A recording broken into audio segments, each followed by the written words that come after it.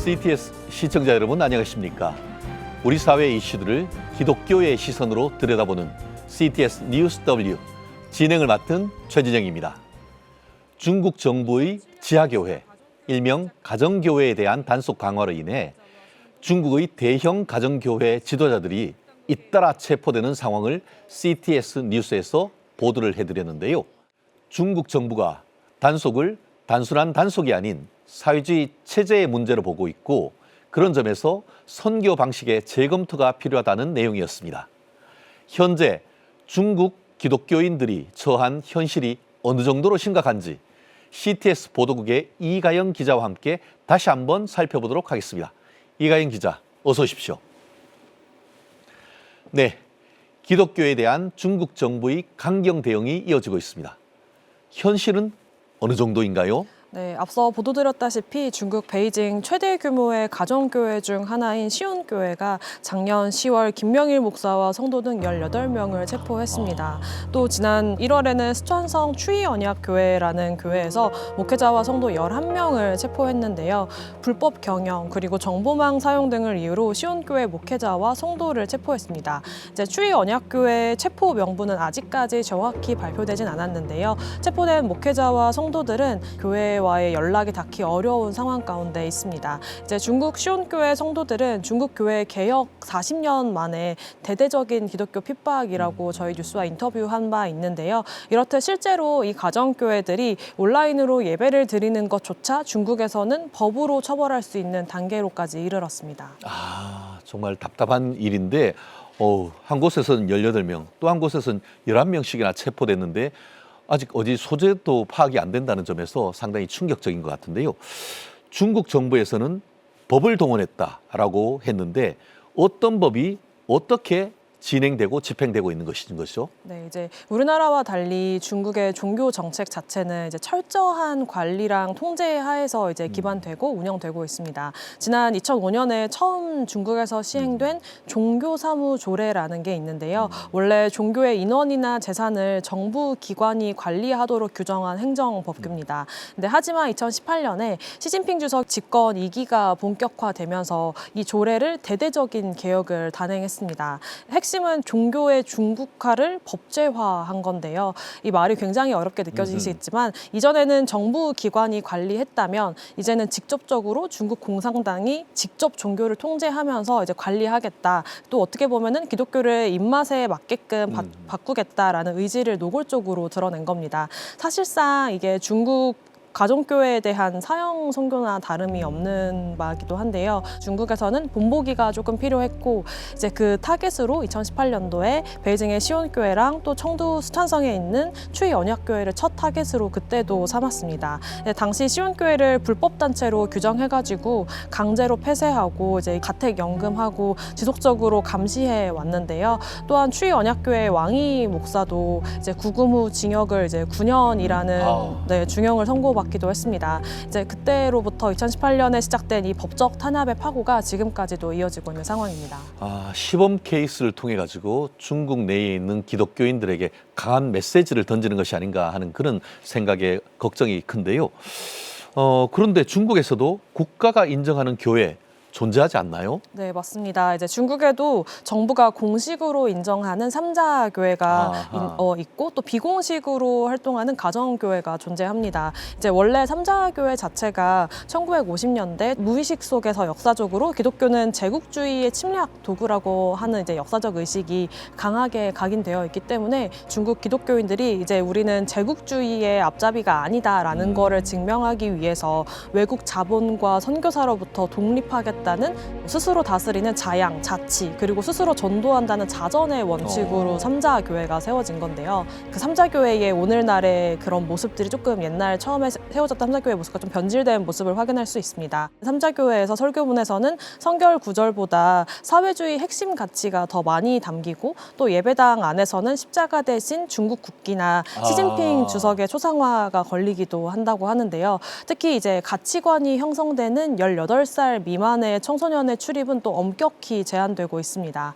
또 입구마다 설치된 안면 인식이나 또 주변 CCTV를 통해서 삼자교회를 출입하는 모든 사람들을 실시간으로 당국에서 감시를 하고 있는 상황이고요. 결국 지금의 삼자교회의 모습이 신앙의 본질보다는 체제 유지에 치중하고 있다는 비판이 안팎에서 제기되고 있는 상황입니다. 그렇군요. 교회에 예수님 대신에 시진핑 주석의 사진이 걸려 있고 이게 십자가 대신에 오송홍기가 걸린다고 하니까 한국 기준으로 봤을 때는 도저히 좀 이해하기 어려운 그런 상황인 것 같은데요. 사실 현재 우리나라는 지금 사순절 기간 아니겠습니까? 이게 사순절 이후에 기독교의 가장 큰 또 절기인 부활절을 맞이하는데요.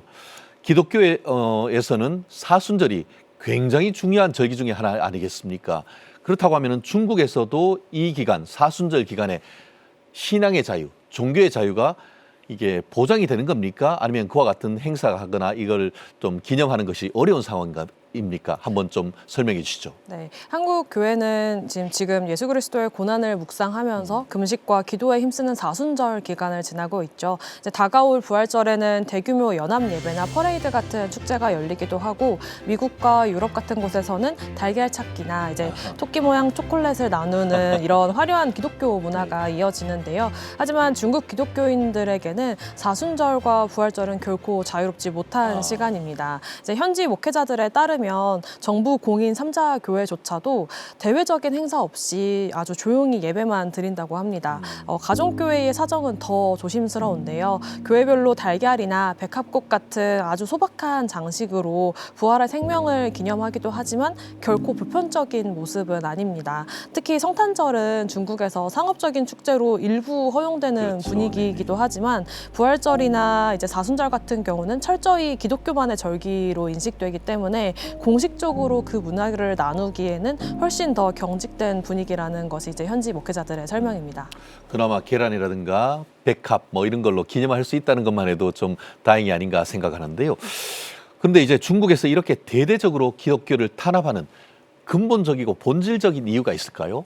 네, 중국 전문가인 한동대학교 국제지역학과 박만준 교수는 신의 존재 자체를 부정하는 무신론, 이 중국 사회주의의 최종 목표라고 설명했는데요. 즉, 사회주의 체제에 가장 강력한 균열을 낼 수 있는 것이 바로 종교라는 분석입니다. 이제 중국 당국은 종교를 인간의 관념을 지배하는 영역으로 바라보고 생성되고 유지되다 결국 소멸해야 할 사회 현상 중에 하나라고 인식하는 건데요. 특히 기독교는 앞서 설명드렸다시피 제국주의의 침략 도구라는 프레임처럼 역사 속에서 인식을 하기 때문에 그 탄압의 명분으로 기독교를 이용하고 있는 상황입니다. 그렇다고 하면은 이렇게 대대적인 중국의 기독교 핍박 앞에서 이제는 새로운 선교의 패러다임을 만들어갈 그럴 필요성이 있다라는 얘기가 나올 수밖에 없을 것 같은데 필드에서 들려오는 목소리는 어떻습니까? 중국이 지금 가정교회가 많은 핍박이 있어도 건물이 또 무너지고 교회를 폐쇄하는 것들이 있어도 신앙은 여전히 가두지 못하고 유지되고 있는 상황인데요. 중국 당국이 이제 시온교회랑 추이언약교회 지도자들을 2번이나 체포하면서 압박했지만 오히려 이들이 온라인 기도회로 더 단단히 뭉치고 있습니다. 특히 미국 내 화교 교회들도 이 기도회에 동참하고 있는데요. 그러면서 이제 선교의 장벽이 국경을 넘어서 온라인에서도 확장되고 있는 상황입니다. 시온교회를 중심으로 매월 9일을 중국의 이제 종교 자유일로 선포하면서 전 세계 성도들, 중국 성도들과 함께 이제 릴레이 금식 기도를 이어가고 또 이제 핍박받는 이들을 위해서 목소리를 다 같이 높이고 있는 상황인데요. 전문가들은 이제 중국 선교가 동서양 문화 충돌이라는 프레임을 넘어서 새로운 또 이제 전략이 필요하다고 조언하고 있습니다. 과거에 우리나라가 주도하는 수출형 선교가 아니라 이제는 중국인의 사고방식인 로고스를 이해하고 또 현지 리더십이 자생할 수 있도록 돕는 현지 중심 선교로 패러다임을 완전히 전환해야 한다는 이야기가 나오고 있습니다. 그렇군요. 사실 신앙의 자유가 제한된 현실 속에서도 믿음의 불씨가 꺼지지 않고 계속 타오를 수 있도록 우리가 기도와 연대로 응답해야 되겠습니다. 이가인 기자, 오늘 브리핑 감사합니다.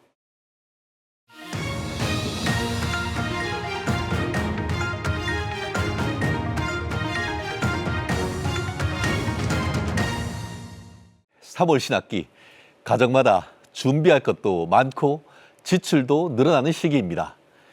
부모님과 학생 모두에게 부담이 되는 때 아닌가요? 이처럼 신학기를 맞아서 가계에 필요한 재정 관리와 현명한 소비 전략 고민해 보기 위해 오늘은 매일 성경, 매일 재정의 이재문 강사님 초대해서 돈 얘기 한번 나눠보도록 하겠습니다. 강사님, 어서 오십시오. 네, 안녕하십니까. 네, 먼저 매일 성경, 매일 재정 어떤 단체인지 좀 우리 시청자분께 소개시켜 주시죠.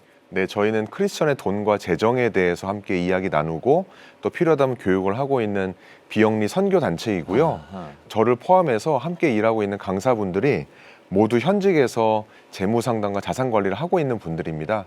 이제 우리 주변의 분들을 보면 실제로 매일 돈을 벌고 매일 쓰는데 그 가운데 우리의 마음이 담겨져 있는 경우들을 많이 보다 보니까 특히 하나님께서 우리에게 맡겨주신 재정을 잘 관리하고 지혜롭게 사용할 수 있도록 하는 그런 부분들을 나누고 있고요. 잠깐 저희 자랑하자면 대한민국에서 유일하게 크리스천 재테크 유튜브 채널도 데나리온이라고 하는 채널도 운영하고 있습니다. 그러시구나. 재테크 전문가이신데 또 선교단체까지 한다고 하니까 오늘 정말 기대되는 것 같습니다. 사실 적게 보는 사람들은 아무리 궁리를 해도 돈이 나올 구멍이 없고 또 많이 버는 사람들은 많이 벌어도 내내 부족하다라고 하는 것이 돈 아니겠습니까? 우리에게 정말 돈 걱정은 없는 삶이 가능한 겁니까? 네, 저희가 현업에서 많은 크리스천 분들을 만나는데요. 그 중에는 돈이 아주 많은 부자도 계시고 또 재정적으로 어려운 분들도 계십니다. 처음에는 돈의 액수로 이야기 시작을 하는데 그분들하고 이야기를 나누다 보면 결국에는 돈의 액수보다는 돈에 대한 염려인 경우들이 대부분이었습니다. 그래서 이러한 불안과 염려에 대한 이야기를 좀 나눠보게 되는데 실제로 성경에 보면 그 염려함이라고 하는 것이 술 취하고 방탕하는 것과 같은 선상에 놓일 만큼 위험한 것으로 인지를 하고 있는데 우리가 일상을 살다 보면 염려하지 않고 산다는 것도 쉬운 일은 아닙니다. 그렇죠. 사람인데. 맞습니다. 그래서 저희가 돈 걱정 없는 삶을 산다라는 거는 무조건 많은 돈을 번다라는 것도 있지만 돈에 대한 성경적인 관점에서 다스리고 돈을 사용할 수 있는 방법을 함께 안내를 드리고 있습니다. 그렇구나. 사실 성경에는 돈, 재물에 관련되는 단어가 사랑이란 단어보다 찾아봤더니만 4배나 5배 더 많이 등장한다고 합니다. 그렇다고 하면 그만큼 성경은 돈에 대해서 우리가 어떤 태도를 취해야 되는지 명확하게 교훈을 하고 있거든요. 그렇다고 하면은 교회는 성경적 물질관에 그 방향이 맞춰져 있어야 되는 것이 아닌가 생각을 하고 또 이 성도들에게도 성경적 재정 원리와 현명한 소비 전략을 반드시 가르쳐야 되지 않는가 하는 생각입니다. 어떻게 하면은 이뤄낼 수 있을까요? 네, 우리가 성경에 보면 돈과 재물에 대한 단어가 다른 어떤 것보다 많이 언급돼 있다라는 것은 실제 보면 돈과 우리의 삶은 또 떼어놓을 수 없다는 그렇죠. 반증이기도 합니다. 네네. 그러다 보니까 우리가 조금만 잠깐 정신을 놓더라도 돈의 마음을 뺏길 수 있는 사항들이 많이 노출이 되어 있는데요. 어쨌든 우리는 자본주의 시대를 살아가야 되는 상황이다 보니까 이러한 가운데서 돈과 재정의 균형점을 좀 찾는 것이 중요하다고 보고요. 올바른 재정 관리라고 하면 많은 분들이 굉장히 거창하고 어려운 주제로 생각을 많이 하시는데 저희는 그렇게 바라보고 있지는 않고요.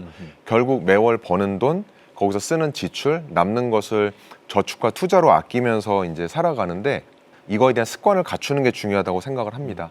어찌 보면 굉장히 쉽고 간단한 이야기인데 실제로 우리 삶을 볼 때 이런저런 이유로 버는 것보다 더 쓰는 분들이 많거든요. 물론 그 상황마다 여러 가지 이유들이 있겠지만 이런 것들이 우리가 버는 것보다 더 쓰는 게 기본이 돼버린 시대다 보니까 소득 내에서 계획하고 지출하고 청지기로서 잘 관리하는 게 좋은 재정 관리의 시작이 되어야 된다고 생각합니다. 사실 하나님은 우리를 돌보신다라고 약속했기 때문에 돈에 대해서는 염려할 필요가 없다라고 생각하는 크리스찬들이 생각보다 많죠. 때로는 오히려 돈 걱정을 하면은 이거 믿음이 없는 것이 아닌가 하는 그런 얘기도 여기저기 나오고 있는데 이런 생각에 대해서는 또 어떻게 우리가 판단을 해야 되는 것이죠? 네, 돈에 대해서 염려하지 않기 때문에 막 해야 돼도 된다는 것, 그것과 하나님이 주신 재정을 잘 관리한다라는 거는 비슷한 듯 하지만 많이 다르다고 생각을 합니다. 하나님이 우리에게 다양한 형태로 은혜를 주시는데 물질적인 부분도 개인마다 차이는 있겠지만 이렇게 우리에게 주어지는 것들을 어떻게 잘 사용하는지에 대한 지혜를 계속 구하고 관리하는 것도 중요할 것 같습니다. 조금 안타까운 것은 교회에서 신앙생활 잘하시는 집사님, 권사님, 장로님들의 모습을 볼 때 오히려 재정에 관해서는 하나님께서 한 방에 역전해 주실 거다라는 이야기를 하시면서 오히려 재정 관리에 좀 소홀하거나 잘못되게 관리하는 분들이 의외로 많이 있으시거든요. 그래서 이런 부분에 대해서 좀 고민을 해봐야 될 것 같고, 성경 말씀에 보면 또 불의한 청지기의 비유도 나오는데 그 주인은 불의한 청지기를 책망하긴 했지만 그 청지기가 그 주인에게서 쫓겨나갈 때는 미리 본인이 살 궁리를 만들어 놓은 건 또 그렇죠. 지혜롭다고 또 칭찬했거든요. 네네, 맞습니다. 네. 그래서 그런 부분에서 우리가 우리한테 주어진 재정을 미리 예측 가능하게 관리하고 준비할 지혜는 필요하다고 생각합니다. 그렇습니다. 우리 선한 청지기로서의 사명 우리가 항상 생각해야 될 것 같은데요. 사실 치솟는 물가와 달리 내 월급만 빼고 다 오른다라고 하는 얘기가 나오고 있고, 실제로 어떻게 보면은 뭐 경제 인구의 어떤 상당수가 주식 열풍으로 또 이어지면서 주식 투자하는 인구가 꾸준히 늘고 있습니다. 뭐 동학개미, 서학개미란 말씀도 있죠. 기독교인들도 예외가 아닌데요. 한국 교회 내에서 이 기독교인들의 주식 투자의 적절성 여부에 대한 다양한 의견이 나오고 있습니다. 기독교인들의 주식 투자 어떤 시각과 자세로 우리가 대해야 될까요? 예전에는 주식 얘기하면 하면 안 된다, 단호하게 말씀하시는 분들이 많았는데 요새는 오히려 그런 분위기는 조금씩 바뀌어 나가는 것 같습니다. 저희는 이제 실제 현업에서 많은 분들을 상담하고 또 투자나 자산 관리를 하는 일들을 하다 보니까 건강한 투자는 당연히 필요하다고 생각을 하고 있습니다. 그런데 우리 주변의 크리스찬의 형제 자매님들을 봤을 때 처음에는 좋은 마음 건강한 투자로 시작을 하지만 이게 수익이 나고 돈이 벌리는 그 그림을 보면서 또 중간중간 마음을 뺏기는 일들이 많은 것 같습니다. 그래서 우리 크리스찬에게 투자라는 것은 꼭 필요하지만 장기적으로 성장할 수 있는 좋은 기업을 골라내고 하나님이 우리 모든 크리스찬에게 동일하게 주신 시간이라는 것을 통해서 건강하게 관리할 수 있는 방법을 계속 공부해야 된다 생각합니다. 사실 기독교 윤리와 자본주의 정신 같은 막스 베버의 어떤 책들을 보면은 현대 자본주의란 자체가 기독교에 근거를 해서, 기독교 철학에 근거를 해서 지금 자본주의가 만들어졌다라고 하는 그런 상황 속에서 우리가 마냥 투자에 대해서 부정적으로만 볼 수는 없는 것이다라는 그런 이해가 되는 것 같은데요. 우리 크리스천들이 주식 투자를 함에 있어서 망설이는 이유는 사실 우리 모두 부자가 되기를 원하지만 크리스천으로서 왠지 모르게 불편한 마음을 가지고 있기 때문이 아닐까 하는 생각인데, 이 기독교인으로서 하나님께 부자가 돼달라 이런 기도하는 것 가능한 건가요? 저는 해야 된다고 생각을 합니다. 우리가 이제 하나님의 형상으로 지음받았다라고 이야기를 하잖아요. 하나님의 형상이라는 게 뭐 얼굴도 있고 여러 가지가 있겠지만 우리의 성품이나 우리한테 주신 그 내면의 모습들도 하나님의 지음을 받았다라고 이야기하는데, 하나님 아버지라고 우리가 고백을 하지만 하나님 아버지가 우리가 가난하게 되기를 바라진 않으실 것 같아요.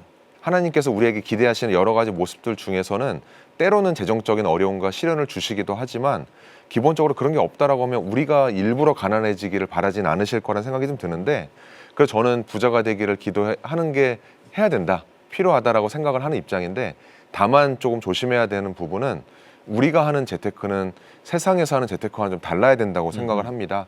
세상의 재테크는 단순히 재물이 많고 부를 늘려서 경제적인 자유를 누리는 것, 그거 자체에 있긴 하지만 우리 크리스찬에게 주어진 재정이라고 하는 것은 그 이유가 있을 것이라 생각이 좀 들어서요. 우리는 조금 더 세상과 구별되는 탁월한 재테크를 해야 된다, 그렇게 생각합니다. 우리가 깨끗한 부, 청부 뭐 이런 거에 대해서 말씀하시는 것 같은데, 사실 우리 팔복 중에 하나도 땅을 기업으로 주신다고 했잖아요. 네. 그리고 또 모세한테 가서 정말 가나안 땅도 주겠다라고 하는, 그게 어떻게 보면 하나님의 축복이기 때문에 그런 축복을 바라는 기도는 충분히 가능하다라는 그런 말씀을 하시는 것 같고, 목회자분들의 또 고민도 있으신 것 같습니다. 목회자분들은 가난하게 살아야 거룩한 것이 아니냐 하는 그런 시선도 분명히 있지 않습니까? 그래서 목회자가 투자하는 것에 대해서는 아직까지도 좀 부정적인 그런 시각이 있는 것 같은데요. 강사님께서는 목회자님이 적극적으로 투자하는 것에 대해서는 어떻게 생각하십니까? 저는 목회자분들도 적극적으로 열심히 당연히 투자해야 된다고 생각을 합니다. 왜냐하면 목회자이기 전에 그 목회자분들도 한 가정 경제를 구성하는 경제 주체이기 때문에 그러한데요. 하지만 투자라는 방법에 있어서는 조금 더 조심할 필요는 있다고 생각이 듭니다. 왜냐하면 목회자라고 하는 자리가 많은 성도들에게 또 영향을 미칠 수 있는 자리이다 보니까 오히려 설교 자리에서 투자가 생각난다거나 아하. 마음을 뺏긴다라고 하면 우리 성도님들은 또 예민하셔서 그런 부분들 금방 캐치하실 수 그렇죠. 있기 때문에 오히려 목회자분들일수록 당연히 투자는 해야 되지만 투자의 원칙을 살려서 어떻게 투자하는 것이 하나님이 기뻐하시는 투자의 방법인가라는 것을 조금 더 고민해야 된다 생각합니다. 특히 뭐 강사님이나 이런 분들의 강의도 좀 듣고 그렇게 하는 것이 필요하지 않을까 싶은데요. 사실 또 현실적인 문제가 좀 있는 것 같습니다. 재정과 노후를 준비하지 못한 은퇴 목사님들 적지 않지 않습니까? 이분들 중에는 믿음으로 살았지만 현실은 냉정했다라고 하면서 좀 한탄하시는 그런 분들도 없지 않은 것 같은데요. 그래서 목회자를 지원하시는 어떻게 보면 교회 입장에서 미리 어떤 준비를 해야 할지 고민을 하기도 합니다. 목회자를 위한 재정적 준비 어떤 것이 가장 중요할까요? 네, 사실 이 부분이 조금 어려울 수 있습니다. 왜냐하면 교회마다 처한 상황과 어려움들이 다 다른데 이것을 정답을 만든다라는 것은 좀 쉽지 않은 문제일 수 있는데요.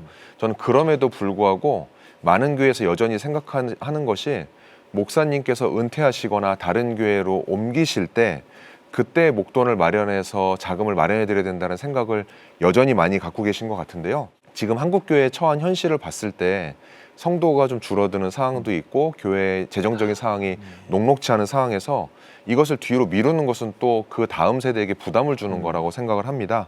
그래서 교회 여건이 가능하다면 우리가 일반적으로 알고 있는 국민연금, 퇴직연금, 또 총회연금 제도를 활용해서 미리 적립할 수 있도록 하는 게 목회자분들한테는 조금 더 예측 가능성을 높일 수 있고요. 그리고 교회 입장에서도 당장 그런 부분을 지원함과 동시에 오히려 교회의 다음 세대들에게 그러한 재정적인 부담을 좀 주지 않는 방법이 아닐까 생각합니다. 그렇습니다. 참 어려운 문제입니다만 또 이런 부분에 대해서는 크리스천들도 더 관심을 가져야 되는 것이 아닌가 그런 교훈을 주시는 것 같습니다. 네, 돈은 단순히 쓰고 아끼는 문제를 넘어서 우리 가정의 미래와 삶의 질을 지켜주는 중요한 자산입니다. 진정한 재정 관리란 꼭 필요한 곳에 알맞게 쓰고 또 장기적인 계획을 세우는 데서 시작되겠죠. 가정의 재정을 다시 한번 점검하고 작은 습관부터 실천해 보면 좋겠습니다. CTS 뉴스 W 오늘은 여기까지입니다. 저출생과 동성애, 이단, 이주민, 글로벌 이슈 등 한국 교회가 주목해야 될 진짜 뉴스로 다시 찾아뵙겠습니다. 시청해 주신 여러분 고맙습니다.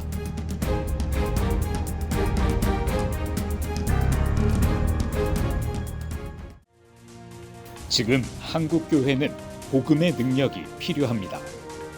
하나님 앞에서 자신을 돌아보는 회개 용서 운동, 성령의 임재를 간절히 구하는 기도 성령 운동, 오직 말씀과 기도로 다시 일어서야 합니다. 한국 교회가 복음의 능력을 회복할 때 나라와 민족을 살리고 다음 세대가 믿음으로 바로 설 것입니다. 예수 그리스도의 생명의 복음으로 하나 되는 한국 교회. 개혁주의 생명신학이 예수 생명의 마중물이 되겠습니다. 이 캠페인은 기독교대학의 글로벌 리더 백석대학교와 백석총회가 함께합니다.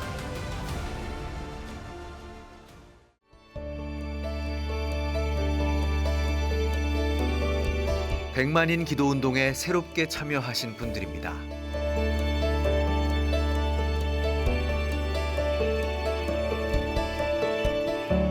백만인 기도운동을 통해 보내주신 후원금은 국내는 물론 전 세계를 향한 CTS의 영상 선교 사역을 위해 소중하게 쓰이고 있습니다.